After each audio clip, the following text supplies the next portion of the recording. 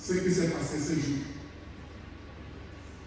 Qu'est-ce qui se passe même dans les pratiques et les traditions qu'on fait là? Et avec les enseignements que j'avais déjà, et les connaissances, on explique, selon les connaissances, que la tradition, c'est la répétition à perpétuité de ce qu'ont fait toutes les personnes dans la famille et qu'ils feront encore. Je commence à demander à Dieu, papa, montre-moi un peu. Et là, Dieu me montre ça sous un autre angle. Dieu me montre comment on a pu faire un lavage sur une tombe, sur une jeune femme. On a pu le laver, et pendant qu'on lave, je vois des visages, des personnes sombres. Et la tombe est ouverte.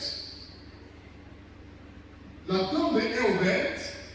Je ne vois pas le corps du cadavre, mais je vois une créature, donc un homme comme un charbon, mais qui libère la fumée.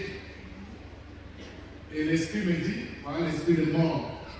Donc l'esprit de mort, c'est comme une personne, mais qui est faite de fumée. C'est pour ça que, par quelque part, c'est comme la fumée qui est partie. Qui a déjà vu un peu ça? Quand tu le surprends dans le souffle, tu es comme chou, il part comme la fumée. C'est comme si la fumée qui part quelque part, parce qu'il tire lui-même.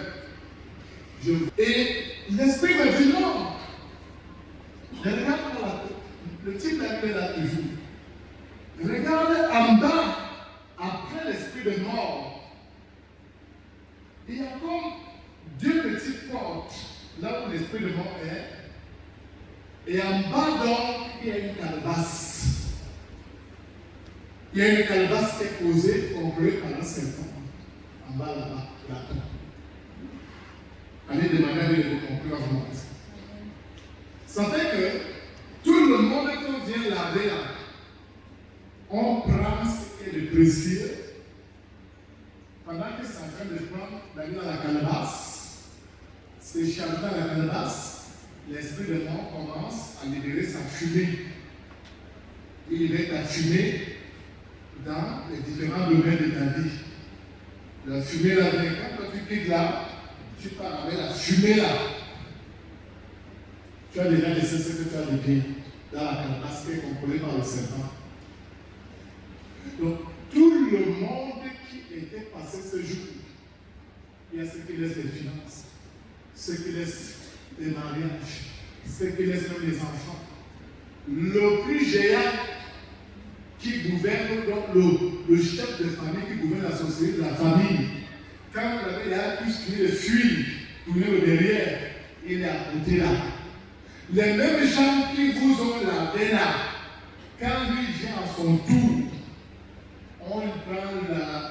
on prend le serpent là, on lui met, et on prend la calebasse là, on vient planter dans sa vie. Tous ces domaines commencent à être des domaines en ordre. Quand lui sort là, il n'a pas d'effort à faire, c'est seulement pour lui qui marche, mais pour vous ne marchez jamais. Je me dis donc voilà ce qui se passe dans les pratiques, les traditions que tu vois là. Donc, si on t'a déjà lavé sur une tombe, ça veut dire que là où on avait pris ce que tu avais de bien, on a mis ça dans une calebasse et on a donné à une seule personne. Il y a même des familles où on dit qu'on donne à personne. Ils s'en vont dans les marécages, ils creusent, ils bloquent ça là-bas, et personne n'utilise. Donc si on a déjà lavé sur une tombe, ça veut dire que tu as pratiqué aussi une sorcellerie de façon inconsciente. Ceux qui voient ce phénomène que je vous ai rappelé tout à l'heure là, ce sont les sorciers qui sont conscients. Ceux qui sont les sorciers conscients savent ce qui se passe là. Parce que le sorcier conscient n'a rien. Le sorcier conscient, pour recevoir, il doit recevoir du diable. Parce que de la part du diable. Et l'enfant de Dieu, pour recevoir, doit recevoir de Dieu. Parce que de la part de Dieu. Mais si l'enfant du diable, Dieu pas du côté du diable, l'enfant du diable est le